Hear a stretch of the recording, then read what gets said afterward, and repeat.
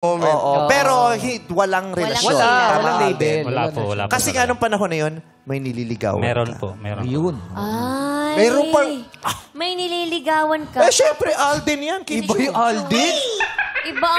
Ibang kamandog ni Alden. Pero teka lang, alam ba ni Jean yun na may nililigawan ka? Nung una, hindi pa po. So, Bago siya matulog, di niya alam. hindi niya pa po alam. Kailan niya nalaman? Nung pagising. Kinabukasan po. Oo, di ba? Ano kinabukasan? Kasi di ba may sinabi, kunento niyo pa sa'yo, di ba nag-akayaan kayo umalis? Oo. Tapos ano sabi niya? Yes po, sabi niya kinabukasan na, ay girl, sama ka sa amin sa may tour kami, may event. Oh. Tapos sabi ko, sige. Tapos sabi niya po, papakilala ko sa yung liligawan ko. Okay. Yun ang tawag. Sinabi niya yan habang nagpapatuyo siya ng buhok. Sabihin niya, kunyari ka mag-aaya.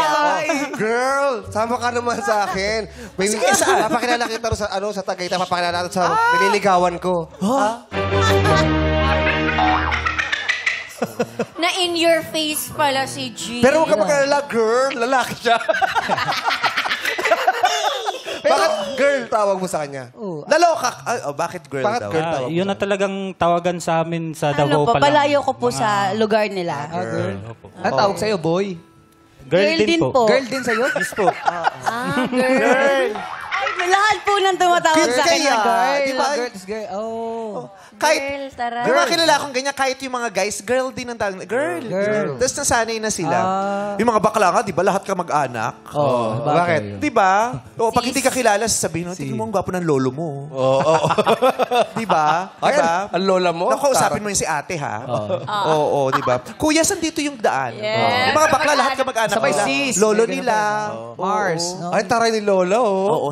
Uy, ang hot na uncle mo, ha? Kus Jong, ngayon natatawag sa'yo, ha? Ano? Girl. Kamusta? Okay lang, girl. Noong sinabi sa'yo na may nililigawan pala, Oh. habang nandun ka sa bahay nila, anong naging reaction mo? Nagwala ka ba? Tinapon mo ba ang mga dilata? Hindi na po natuyo yung buhok ko. Ano nangyari? Ano Ano sinabi pakiramdam mo? Ano syempre po na-awkward kasi diba, nag-overnight ako sa kanila. Pero, wala na lang po. Parang ano na lang, sige. Ah, Oo. tanggap mong ganun lang. Hindi ka nagtanong na... Hindi. Parang Parang sa ano inyo, pa lang. walang ganun? Nahiya pa ako magtanong na gano'n, na may niligawan pala siya. Tapos sasama niya ako 2 weeks after ng birthday niya. Ba't wala sa birthday mo si yung nililigawan mo? Oo nga, ba't di mo Ba't in-invite? si Jean ang in-invite Ay, mo? correct. Baka kaya ka in-invite niya kasi hindi pupunta yung nililigaw. Hindi ako pwede. Punta ka nga, di pupunta yung nililigawan ko, hindi ko ito mapapatulog dito. Sa'yo, nagpalit pa man din ako ng punda. Oo nga, Aldi. Oo nga, Alden. Ba't di mo Bakit? in-invite? Ano kasi, parang ganun na nga. Palagi kasi siyang busy.